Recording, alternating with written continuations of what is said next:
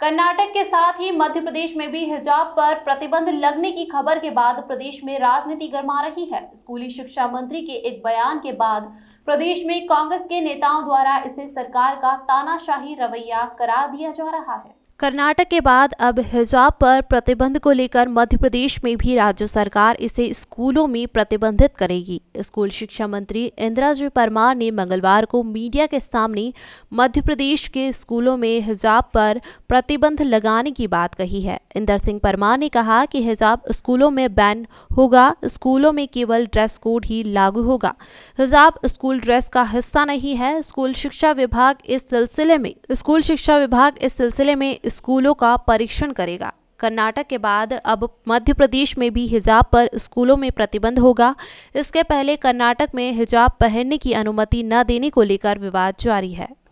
देखिए, योजनाबद्ध तरीके से शिक्षा को गलत तरीके से पेश करने की देश में कोशिश की जा रही है। भारत की मान्यता है कि जो जिस परंपरा में वहाँ लोग निवास करते हैं उसका वो अपने घरों तक पालन करें।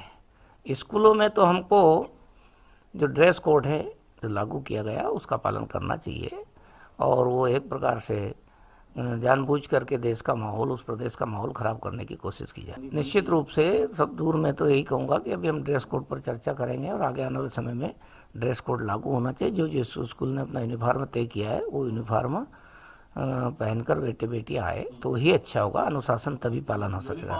भाई देखिए, हिजाब कोई यूनिफॉर्म का हिस्सा नहीं है। यूनिफॉर्म का हिस्सा हिजाब नहीं है, इसलिए मैं समझता हूँ कि उस पर पाबंदी लगाना ही चाहिए। मध्य प्रदेश में लगेगी? बिल्कुल, यहाँ ऐसा होगा तो यहाँ भी लगेगी। कई स्कूल ऐसे हैं कि बच्चे तो आते हैं। ये अभी देखेंगे, उसका एक बार परीक्षण करा के देखेंगे, और यदि ऐसा है तो उस पर हम भी कार्रवाई करेंगे।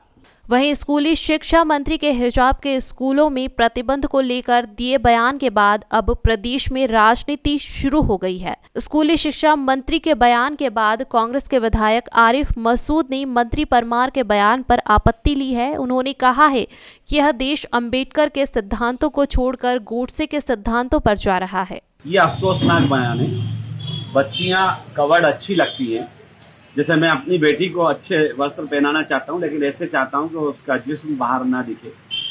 तो मैं जिस तरह अपनी बेटी के लिए सोचता हूं, तो मुझे उम्मीद है कि इंदर सिंह परमार को भी दूसरों की बेटियों के लिए ऐसा सोचना चाहिए। और शिक्षा के क्षेत्र की जो वो बार बार बात कर रहे हैं कि हिजाब से 70 साल में शिक्षा के जगत में कहीं कोई एटमॉस्फेयर खराब नहीं हुआ, बल्कि अच्छा हुआ। और एक दौर ऐसा आया कि सबको मास्क लगाना पड़ा। जब मालिक की मार पड़ी तो पूरा देश मास्क लगा रहा है। तो मेहरबानी करके छेड़ाछाड़ी ना करें, बच्चियों के सम्मान के तक से रहने दें और शिक्षा की अच्छी क्वालिटी लाने की बात करें। शिक्षा के स्कूल तो जाके देख लें इंदर सिंह परमार, जो गांव देहात तो छोड़िए, शहर के अंदर स्कूलों का क्या हाल है, पहले उसको सुधारें, उसके लिए बजट लाए फिर बात। वहीं प्रदेश कांग्रेस सचिव राकेश सिंह यादव ने भी मंत्री परमार के बयान का विरोध किया। उन्होंने इंदौर में कहा कि शिवराज सरकार का हिजाब स्कूलों में प्रतिबंध का फैसला नफरत फैलाने वाला है। उन्होंने कहा कि शिवराज सरकार के स्कूली शिक्षा मंत्री इंदर सिंह परमार ने स्कूल के छात्र छात्राओं में नफरत फैलाने के लिए हिजाब पहनने पर प्रतिबंध लगाया है। सालों से समस्त स्कूलों में यूनिफॉर्म लागू है। यूनिफॉर्म के ऊपर अपने अपने संस्कारों के अनुसार स्वेटर, जैकेट, हिजाब पहनने हैं। भला मंत्री को इससे क्या आपत्ति हो सकती है?